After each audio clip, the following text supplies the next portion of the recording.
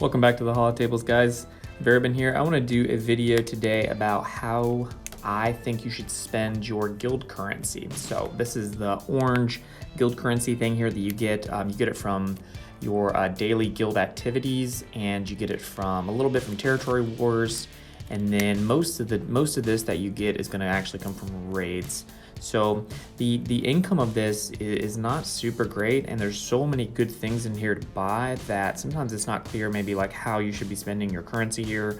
And so I'm going to just walk you through my strategy for what I do with my guild currency. So first off, the kind of the top priority in here should be any characters down here at the bottom that you really want. You can see that there's some characters that I haven't gotten at all from here, young Han Solo and Gamorrean Guard. I just don't think those are characters that I want to have right now, so I don't care about those. I do have the First Order Special Forces TIE Fighter pilot and the ship farmed out of there. I haven't actually consumed those shards, but I do have those farmed up. So there's characters in here that you really want, like if you're trying to get Commander Luke Skywalker or someone, and Old Ben Kenobi is in here. You can also farm him in Cantina, but he's also in the guild store sometimes. So same thing with Scav Ray, where she's got other places you can farm her, but you can kind of use the guild store to supplement your farm. If you're really trying to push to get JTR and you need to get Scav Ray up, then go for it. Or if you really want to get your Separatists, your Geos going, then you might want to buy Sun Fac. Although I think most characters that are in here are available elsewhere, but there are a few unique characters like Han Solo or Stark or Gamu. So if there's a character in there, that's definitely your first priority. If there's a character in there that you really want. And then after that, I would say that it's the gear is something that I would definitely push for. Sometimes I use the Mark II, the pulse modulators there, which helps you upgrade a mod from mod level 5e to 6e.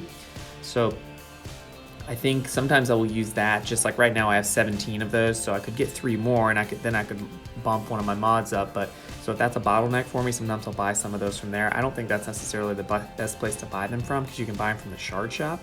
And the shard shop currency is much more readily available.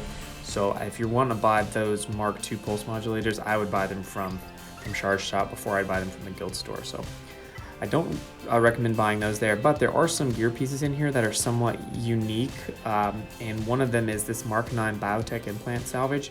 This isn't the easiest gear piece to farm, so sometimes I'll buy those from the guild shop. Sometimes I'll buy the Mark IV back to gels. Some of this gear you can find in other stores.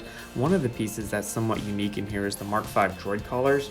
I have a lot of these right now, so I'm not buying them from the guild store, but if my stock of these gets kind of low, I will definitely buy these from the guild store, because they are used for the Gear 12 finishers on a lot of characters. So you definitely need a lot of these, and you can't farm them.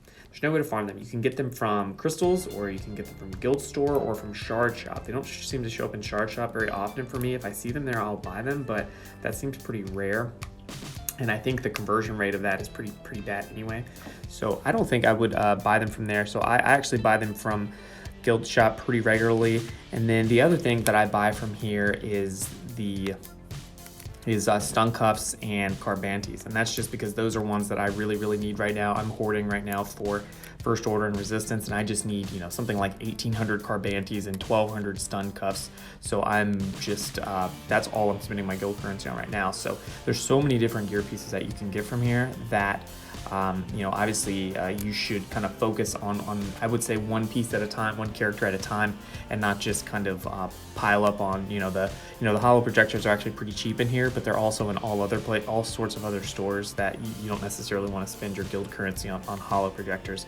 They're easy to farm. They're an 8 energy node to farm, so they're pretty easy to farm. And carbantes are the same way. Actually, they're on an 8 energy node, but carbantes sometimes are in higher needs, so I will farm them there. And let me take a look. The other thing I wanted to point out was that if you are going to farm a character in here, you should probably understand the cost of farming that character. And basically, it's just the opportunity cost of what kind of gear could you buy. So the gear in there varies. We're going to use the Carbante or Stun Cuff price, because I think that's kind of a mid-range price for these. And some of the pieces are a little more expensive. So we're going to use that mid-range price.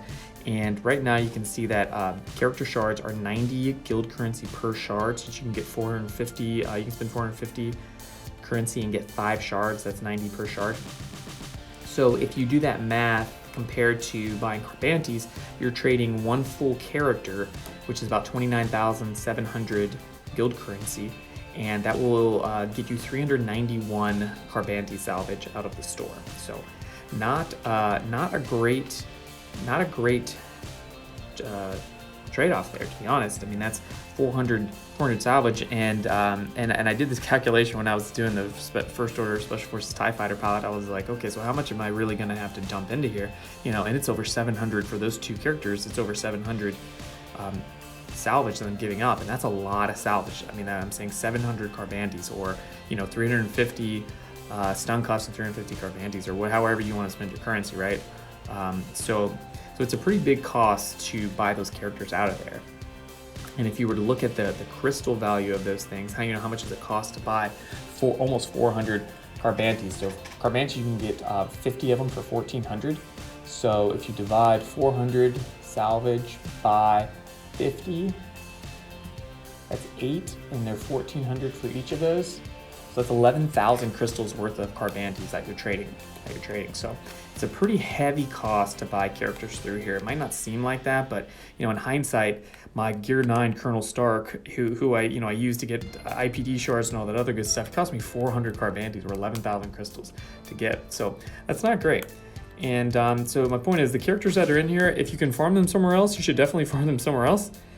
My boy Kit Fisto, as much as I'd like to get him done, as much as I'd love to get the Gamu Guard, even though he's really just a meme character, I'd love to get him there. I'm not going to trade 400 Carbantis for him. So anyway, that's my strategy. To sum it up, I basically look at whatever the bottleneck gear that I need is, and I buy it from there. I try to focus on making sure I have enough of the Mark V droid collars, because those are used for, you can see they're used for all these different characters to finish them to get to Gear 13. I mean, it's just tons of characters. Like 2/3 of the characters need that to get to Gear 13. So you definitely want a big stockpile of those, and they're unfarmable. So either the stuff that's unfarmable, or the stuff that's going to be a bottleneck for you. So things like Carbantis or stun cuffs are, I think, the best options, and things that are readily available elsewhere, like in Shard Shop, I wouldn't mess around with. So ones like Mark III holo projectors, they're really cheap to buy with crystals, and you can buy them for just credits, and you can get them for Shard Shop, and you get them from TW. You get them all over the place, and they're not needed as much. You can see they're needed at low levels, but not at high levels. So I don't suggest Mark III Carbantis, or I'm sorry, Mark III holo projectors. And then some of this top row stuff is good too, if they're all farmable elsewhere, but they're pretty much readily available in the shop, in the guild store. So anyway, that's my tips on what to do in the guild store. See you next time.